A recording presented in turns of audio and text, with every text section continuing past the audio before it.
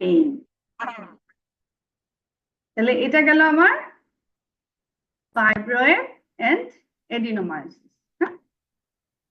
Next আসেন যেটা,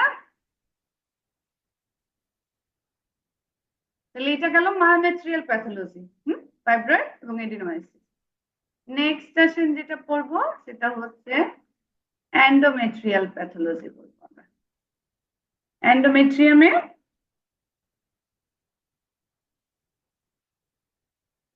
ওকে, endometrial pathology. এন্ডোমেট্রিয়ামে কি হয়? এন্ডোমেট্রিয়ামে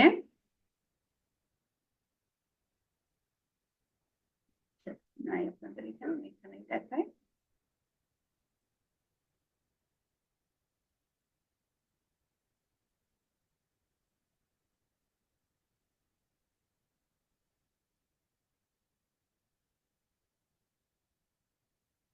আচ্ছা, এন্ডোমেট্রিয়ামে কমন যেটা হয় সেটা হচ্ছে এন্ডোমেট্রিয়াল হাইপারপ্লাসিয়া। খুব কমন। এন্ডোমেট্রিয়াল হাইপারপ্লাসিয়া জিনিসটা কি? এন্ডোমেট্রিয়াল হাইপারপ্লাসিয়া মানে হচ্ছে এন্ডোমেট্রিয়াল গ্ল্যান্ড যদি বেশি বেশি প্রলিফারেশন হয় তখন সেটাকে আমরা বলি এন্ডোমেট্রিয়াল হাইপারপ্লাসিয়া। সোনোগ্রাফিক্যালি আসলে কি হয়? সোনোগ্রাফিক্যালি আপনি দেখবেন হচ্ছে পেশেন্টের এন্ডোমেট্রিয়ামটা তার যে ফেজ আছে মেনস্ট্রুয়াল ফেজ সেই তুলনায় থিকেন্ড এবং মোর ইকোজেনিক। আমরা মেনস্ট্রুয়াল ফেজের সাথে কম্পেয়ার করি। মেনস্ট্রুয়াল সাইকেলে দেখবেন যে মেনস্ট্রুয়াল ফেজ, সিক্রেটরি ফেজ বা প্রলিফারেটিভ ফেজে তার যে থিকনেস থাকার কথা, তার যে ইকোজেনিসিটি থাকার কথা, সেটা কি হবে? মোর হবে, বেশি হবে। তাহলে সেটাকে আমরা বলি হচ্ছে এন্ডোমেট্রিয়াল হাইপারপ্লাসিয়া। এছাড়া আর কিছুই না, জাস্ট হচ্ছে থিকনেস বাড়বে, ইকোজেনিসিটি বাড়বে, এটাই হচ্ছে এন্ডোমেট্রিয়াল হাইপারপ্লাসিয়া। নেক্সট যেটা আমরা পাই সেটা হচ্ছে এন্ডোমেট্রিয়ামে খুব কমনলি যেটা পাওয়া যায় সেটা হচ্ছে এন্ডোমেট্রিয়াল পলিপ পাওয়া যায়। তাহলে পলিপ, এন্ডোমেট্রিয়াল পলিপ বা পলিপ সব জায়গায় আসলে দেখতে একরকম। কিরকম দেখতে? এখানে দেখেন, এই ছবিটা একটু ক্লিয়ার।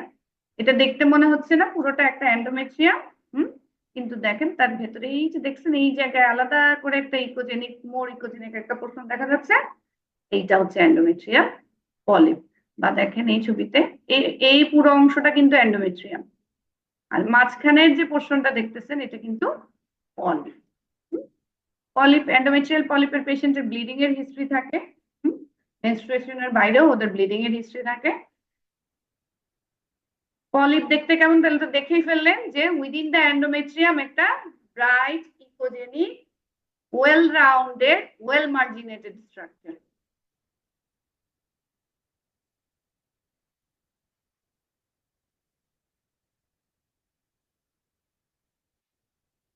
কি নিবে?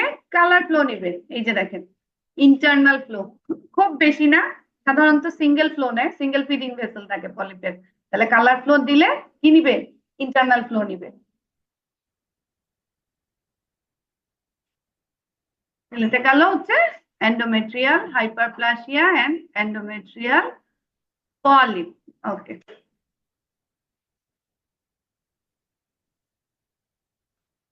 এন্ডোমেট্রিয়ামে আমরা কি পাইতে পারি? আর এন্ডোমেট্রিয়াল কার্সিনোমা পেতে পারি।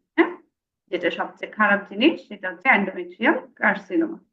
এন্ডোমেট্রিয়াল কার্সিনোমার ক্ষেত্রে, কার্সিনোমা তো আসলে সবগুলোতেই একরকম। যেমন দেখেন এটা একটা এন্ডোমেট্রিয়াল কার্সিনোমা, এরকম হেটারোজেনাস, তাই না? একদম হেটারোজেনাস ইকো টেক্সচারের একটা কি space occupying lesion within the endometrium. এই যেমন দেখেন এইটা হচ্ছে এখানে একটা এন্ডোমেট্রিয়াম। দেখাই ক্লিয়ার ভিউ আছে কিনা, ধরেন এটা একটা এন্ডোমেট্রিয়াল কার্সিনোমা।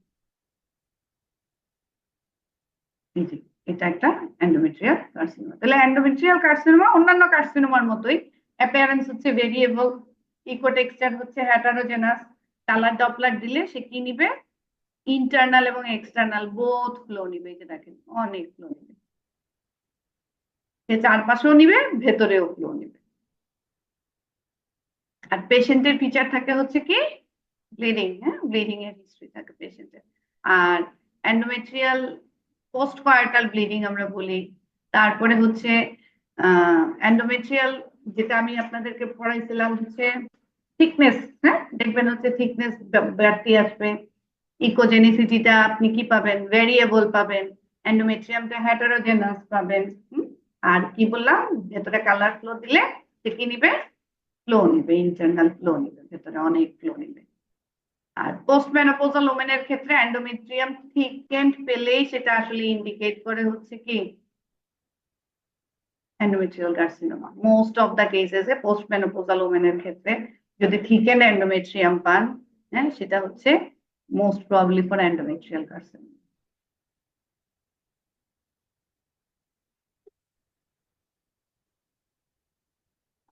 নেক্সট আসেন হচ্ছে পড়বো আমরা হচ্ছে সার্ভাইকেল প্যাথোলজি। সার্ভিক্সের প্রথম যে প্যাথোলজিটা একটু আগে আমরা অলরেডি পড়ে আসছি, যে সার্ভাইকেল ফাইব্রয়েড হয়। আপনাদেরকে আমি অলরেডি কি বলছি, ফাইব্রয়েডের ডেসক্রিপশন বলে ফেলছি, তাই না? তাহলে সেম জিনিস যদি কোথায় হয়, সার্ভিক্সে হয়। এতক্ষণ বলছিলাম হচ্ছে মায়োমেট্রিয়ামে, ফান্ডাস বডির লেভেলে, তাই না? এখন ধরেন এই একই জিনিস যদি আপনার কোথায় হয়, ইউট্রাসের সার্ভিক্সে হয়, তখন সেটাকে আমরা কি বলি, সার্ভাইকেল ফাইব্রয়েড বলি, ঠিক আছে? তাহলে সার্ভাইকেল ফাইব্রয়েড হইতে পারে। এই যেমন দেখেন এই ছবিটা, এই যে দেখছেন ইউট্রাসের ফান্ডাস, এটা হচ্ছে বডি, আর এই যে দেখেন ফাইব্রয়েডটা কোথায় আছে, সার্ভিক্সের লেভেলে আছে। হ্যাঁ, তাহলে এটা হচ্ছে সার্ভাইকেল ফাইব্রয়েড। তাহলে ফাইব্রয়েড কোথায় হইতে পারে, এই যে দেখেন সার্ভিক্স, আর এই যে দেখেন একটা ফাইব্রয়েড, এটা কোথায়, সার্ভাইকেল ফাইব্রয়েড। তাহলে ফাইব্রয়েডের চেহারা তো একই, যেটা বলছিলাম যে hypoechoic, well rounded, well outline, peripheral rim of flow নিবে। হ্যাঁ, তাহলে শুধু লোকেশনটা কোথায় হবে, সার্ভিক্সে হবে। নেক্সট আসেন হচ্ছে যেটা আমরা করবো সেটা হচ্ছে সার্ভিসাইটিস করবো।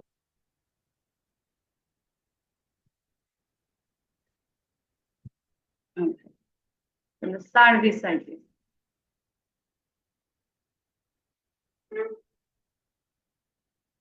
সার্ভিসাইটিস মানে কি হচ্ছে, সার্ভিক্সের ইনফ্লামেশন। তাহলে সার্ভিক্স আমরা কত বলছিলাম, যে এপি এবং লেন্থ দুটোই বলছিলাম 2.5 সেন্টিমিটার পর্যন্ত। তাহলে আলটিমেটলি কি হবে, সার্ভিক্সের এই লেন্থ এপি যে কোনো ডায়ামিটার এসে কি হয়ে যাবে, বেড়ে যাবে, ইনফ্লামেশন যেহেতু। তাহলে যে কোনো ডায়ামিটার, দুইটাই বাড়তে হবে এরকম না। লেন্থ যদি বাড়ে মোর দেন 2.5 সিএম, সেটাকে আপনি সার্ভিসাইটিস বলবেন। যদি আপনি এপি বাড়ে 2.5 সিএম, সেটাকে আপনি সার্ভিসাইটিস বলতে পারবেন। যে কোনো একটা ডায়ামিটারই যদি সার্ভিক্স এনলার্জ হয়, তাহলে সেটাকে আমরা সার্ভিসাইটিস বলি। এখন সার্ভিসাইটিসের হচ্ছে দুইটা টাইপ আছে। কি ডিউটি থেকে আসলেন? সার্ভিসাইটিসের হচ্ছে আমাদের দুইটা টাইপ আছে, একটা হচ্ছে অ্যাকিউট সার্ভিসাইটিস, আর একটা হচ্ছে, আমরা অনেকখানি আগাই দিচ্ছি, একটা হচ্ছে অ্যাকিউট সার্ভিসাইটিস আর একটা হচ্ছে ক্রনিক সার্ভিসাইটিস। এখন অ্যাকিউট সার্ভিসাইটিসের ক্ষেত্রে যেটা হয়, দুইটাই ইনফ্লামেশন, তাই না? অ্যাকিউট সার্ভিসাইটিসে যেটা হয়, আমাদের সার্ভিক্সের যে ইকোজেনেসিটি সেটা হচ্ছে কি করে, ইকোজেনেসিটি একটু নর্মাল যে সার্ভিক্স, আমি দেখাই আপনাদেরকে।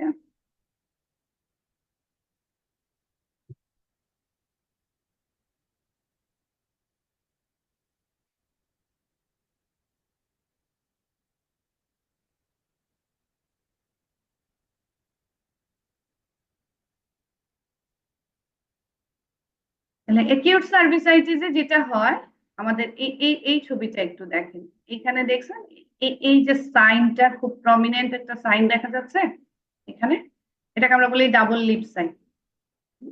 মানে দুটো লিপের মতো দেখতে হয়, এই যে দেখছেন দুই পাশ থেকে মনে হয় যেন দুটো লিপ। তাহলে এটাকে বলে হচ্ছে double lip sign. Double lip sign indicate করে হচ্ছে একিউট। এই যে দেখছেন দুই পাশ থেকে মনে হচ্ছে না দুটো লিপ, তাহলে এইরকম সার্ভিক্সটা দুটো লিপের মতো ইনফ্লামেশন হয়ে দুটো লিপের মতো মনে হয়, এটাকে বলা হচ্ছে একিউট সার্ভিসাইটিস।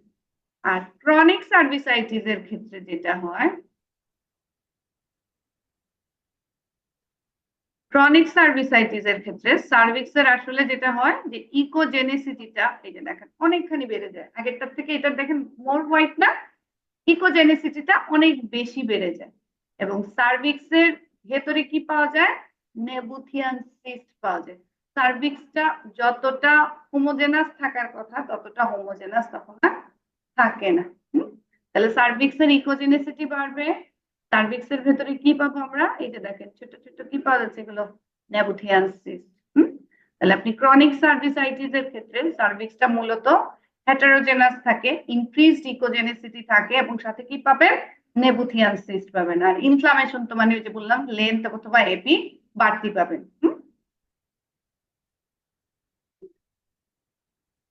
এটা গেল হচ্ছে সার্ভিসাইটিস একিউট এবং ক্রনিক। নেক্সট আসেন যেটা, সেটা হচ্ছে আমরা একটু আগে যেটা বলছি, যে আমরা কি বলছিলাম, এন্ডোমেট্রিয়াল কার্সিনোমা বলছি, তাই না? সেইভাবে কি হয়, সার্ভাইকেল কার্সিনোমাও হয়। এন্ডোমেট্রিয়াম ওটা ছিল কোথায়, এন্ডোমেট্রিয়ামের ভেতরে, আর এটা কোথায়, এটা হচ্ছে সার্ভিক্স। যেমন দেখেন এখানে একটা সার্ভাইকেল কার্সিনোমার ছবি, এটা হচ্ছে একটা সার্ভাইকেল কার্সিনোমা। এটা আউটলাইন দেখেন, এই যে পাশে আউটলাইন করা আছে। হ্যাঁ, এটা একটা সার্ভাইকেল কার্সিনোমা। সার্ভাইকেল কার্সিনোমার একদম কমন কমপ্লেন হচ্ছে পোস্ট কয়েটাল ব্লিডিং। এটা হচ্ছে একেবারে কমন কমপ্লেন পেশেন্টের, আমাদের কাছে যেসব পেশেন্ট আছে পোস্ট কয়েটাল ব্লিডিং এর একটা ইস্যু নিয়ে আসে।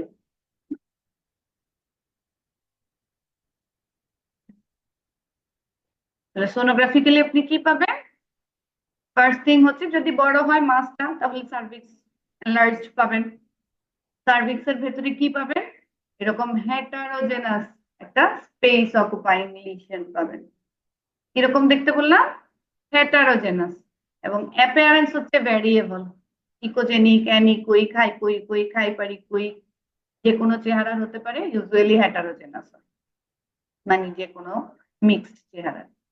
তাহলে সার্ভিক্স এর ভেতরে আমরা একটা heterogeneous space occupying lesion variable in অ্যাপিয়ারেন্সে পাবো, যেটা কি নিবে দেখেন, এই যে দেখেন কালার ফ্লো, মূল ফাইন্ডিং হচ্ছে আমাদের কালার ফ্লো দিলে কি নিবে, হিউজ আপটেক নিবে।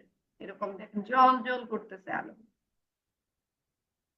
যখনই আপনি কালার ফ্লো দিবেন। মাস লিশন গুলোর মূল ফাইন্ডিং হচ্ছে কালার ফ্লো, এগুলো ভাস্কুলারিটি খুব বেশি থাকে, অনেক বেশি আপটেক। তাহলে এটা কনফার্মেটরি হলো যেটা সার্ভাইকাল কার্সিনোমা। ওকে, নেক্সট আসেন হচ্ছে, এই গেল হচ্ছে আমাদের এন্ডোমেট্রিয়াম, মায়োমেট্রিয়াম আর সার্ভিক্সের প্যাথোলজি। নেক্সট আসেন কিছু কমন জিনিস আপনাদেরকে জানতে হবে।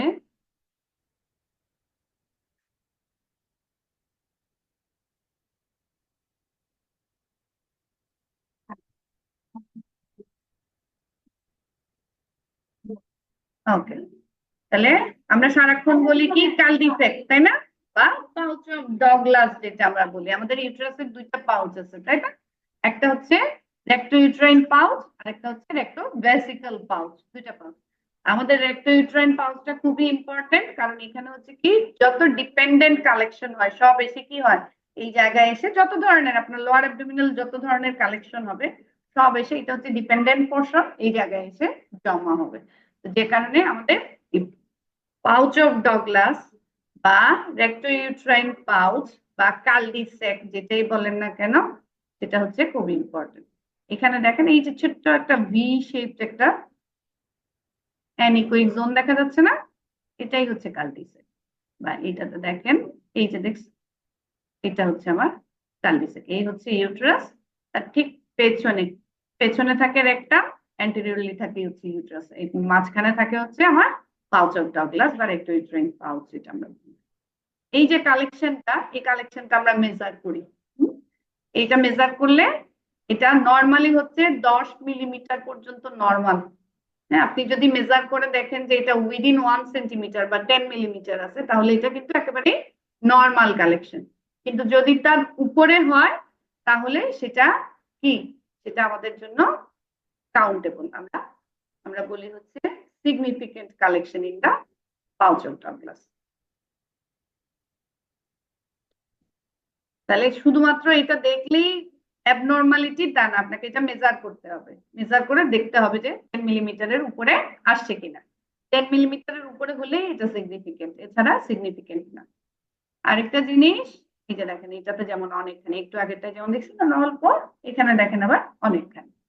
আরেকটা জিনিস যেটা, যে কালডিসেক কালেকশন যদি বেশি হয়, সাথে যদি আপনি দেখেন যে আপনার সার্ভাইকাল ইনফ্লামেশন আছে অথবা এন্ডোমেট্রিয়াল ইনফ্লামেশন আছে, তাহলে সেটাই ইন্ডিকেট করে হচ্ছে পেলভিক ইনফ্লামেটরি ডিজিজ। তাহলে কালডিসেক কালেকশন সাথে অন্যান্য কোনো সাইটের যদি ইনফ্লামেশন থাকে, তখন আপনি পিআইডি লিখতে পারবেন। শুধু কালডিসেক দিয়ে পিআইডি লেখা যাবে না। হ্যাঁ, শুধু কালডিসেক কালেকশন ইনফ্লামেশন ইন্ডিকেট করে না, ইন্ডিকেট করে ইনফ্লামেশন, কিন্তু পেলভিক ইনফ্লামেটরি ডিজিজ ইন্ডিকেট করে না। তাহলে আপনি কালডিসেকের সাথে যদি দেখেন যে এন্ডোমেট্রিয়াম থিকেন্ড আছে অথবা সার্ভিক্স থিকেন্ড আছে অথবা ইউট্রাস বাল্কি আছে অথবা ফ্যালোপিয়ান টিউবের কোনো, আপনি যদি দেখেন যে ইনফ্লামেশন আছে, যে কোনো জায়গার যদি কোনো ইনফ্লামেশন পান, তাহলে সেটা হচ্ছে আপনি কি লিখতে পারবেন, পেলভিক ইনফ্লামেটরি ডিজিজ লিখতে পারবেন। ঠিক আছে, তাহলে এটা গেল আপনাদের পিআইডি। নেক্সট আসেন যেটা আমরা পড়বো, লাস্ট টপিক যেটা পড়বো সেটা হচ্ছে আইসিডি।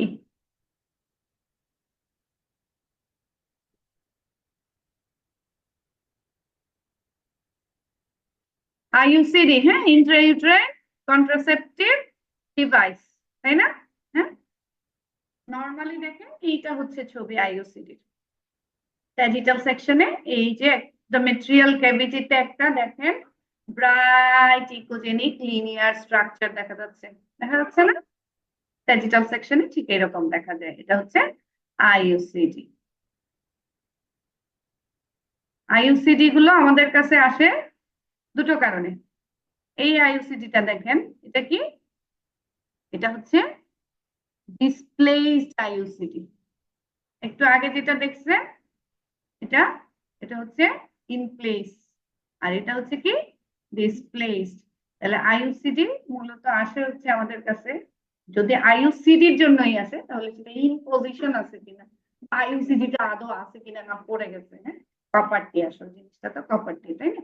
তাহলে কপারটি আছে কিনা বা ইন পজিশন আছে কিনা সেটা জানার জন্যই আমাদের কাছে পেশেন্টরা আসে বা আমাদের কাছে ফিজিশিয়ানরা পাঠায়। তাহলে আপনি আইইউসিডি নিয়ে কোনো পেশেন্ট আসলে সেটার কাজ হচ্ছে যে প্রথম জিনিস আইইউসিডি আছে সেটা কনফার্ম করা, নেক্সট কাজ হচ্ছে আইইউসিডিটা ফান্ডাস এবং বডি লেভেলে আছে এই জিনিসটা কনফার্ম করা, যে এন্ডোমেট্রিয়াল ক্যাভিটির ভেতরে আছে, ফান্ডাস এবং বডি লেভেলে আছে।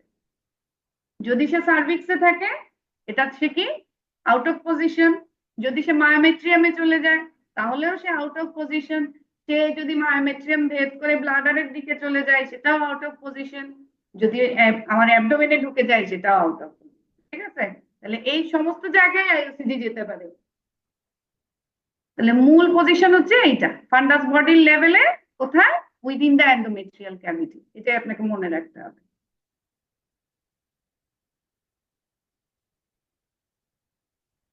বাকিগুলো কি ডিসপ্লেসড, আমরা লিখি ডিসপ্লেসড আইইউসিডি। তাহলে আইইউসিডি কি করতে পারে, এই যেমন দেখেন এটা ডিসপ্লেসড আইইউসিডি, একদম সুন্দর টি সহ দেখা যাচ্ছে, কপার টি সহ দেখা যাচ্ছে। কোথায় চলে গেছে, মায়োমেট্রিয়ামে চলে গেছে, এন্ডোমেট্রিয়াম থেকে বের হয়ে মায়োমেট্রিয়াম। আইইউসিডি অনেক সময় কোথায় চলে যায়, পারফোরেশন করে ব্লাডারেও ঢুকে যায়, মানে একদম ইউট্রাইন ওয়াল ব্লাডার ওয়াল সব পারফোরেশন করে ব্লাডারের ভিতর ঢুকে যায়। আবার অ্যাবডোমিনাল চলে যায়, সময় অ্যাবডোমিনাল পাওয়া যায়, এগুলো তো আমরা সোনোগ্রাফিক্যালি পাই না, এগুলো সেগুলো সিটি সিটি স্ক্যান করা হয়, সিটি স্ক্যান করে, মানে ধরেন কারো প্রপার্টি ছিল খুঁজে পাওয়া যাচ্ছে না, তখন সেগুলো সিটি স্ক্যান করা যদি কমপ্লেন থাকে। তাহলে এই হচ্ছে আপনাদের ইন্ট্রাইউটেরাইন কন্ট্রাসেপটিভ ডিভাইস বা আইইউসিডি। তাহলে মোটামুটি এই হচ্ছে আপনাদের ইউট্রাসের প্যাথোলজি, যেগুলো জানতেই হবে, এর বাইরে আপনাদের না জানলেও হবে বাইরের গুলো।